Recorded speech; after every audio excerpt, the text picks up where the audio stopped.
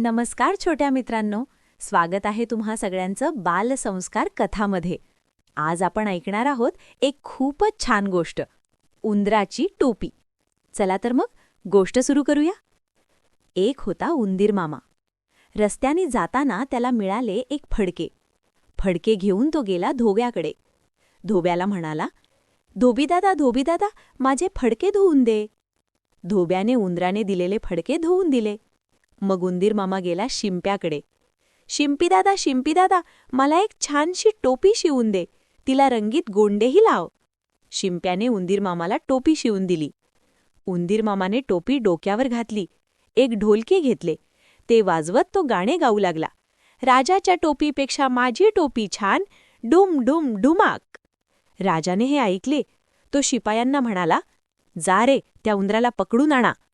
शिपायांनी उंदीर मामाला पकडले, दरबारात आणले. त्याची टोपी काढून राजाकडे दिली. मग उंदीर मामा म्हणाला, "राजा भिकारी माझी टोपी घेतली, डुम डुम डुमाक." हे ऐकून राजा खूपच रागावला. त्याने उंदराकडे टोपी फेकून दिली. उंदीर मामाने टोपी पुन्हा डोक्यावर घातली व तो गाणे गाऊ लागला.